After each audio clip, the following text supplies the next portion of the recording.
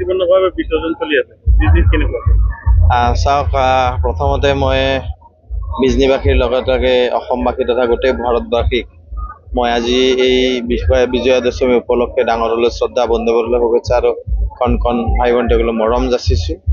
আমাৰ এই বিজনী যিটো আমাৰ ইয়াতে বিসৰ্জন ঘাট, এই বিসৰ্জন ঘাট হৈছে ঐতিহাসিক এটা বিসৰ্জন ঘাট। বিজনীত প্ৰায় এই ঘাটটোত ৩৫টাকৈ মাৰ মূৰ্তি ইয়াতে বিসৰ্জন দিয়া হয়। তেনে ক্ষেত্ৰত মই ভাবোঁ প্ৰতিবাৰে এটা শান্তিপূৰ্ণ ভাৱে ইয়াতে বিসৰ্জন হয় আৰু এই বুলিও আমাৰ বিজনীবাসী ৰাইজে যথেষ্টখিনি সহায় আগবঢ়াই আছে।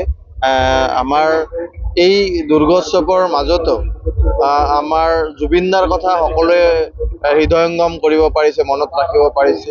তাৰ কাৰণেও আমি বিজনীবাসীক ৰাইজক ধন্যবাদ দিছোঁ যে এনেকুৱা এটা শিল্পীক আমি জীয়াই ৰখাৰ কাৰণে চেষ্টা কৰিছোঁ।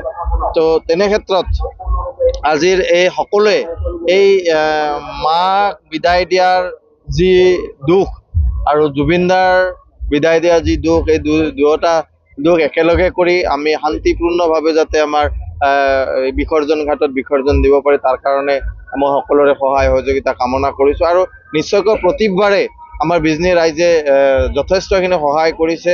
আমাৰ এতিয়া ১ নম্বৰ যি আমাৰ বড়কালীবাৰী তেওঁ বিসৰ্জন হ'ব, তেনেকৈ আমাৰ ৩৫টাকৈ মাৰ মূৰ্তি ইয়াতে বিসৰ্জন দিয়া হ'ব।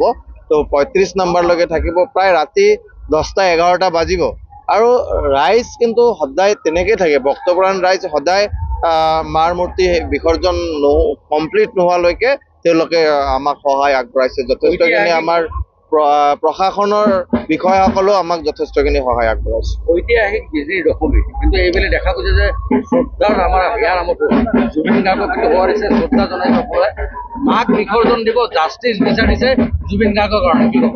চাওক, নিশ্চয়কৈ আমি শক্তি, মা দুৰ্গাৰ যি শক্তি, সেই শক্তিক আমি বুজিছোঁ কিহৰ কাৰণে, সমাজৰ পৰা যাতে এই অসুৰৰূপী দানৱবোৰক নিঃশেষ হয় তাৰ কাৰণে।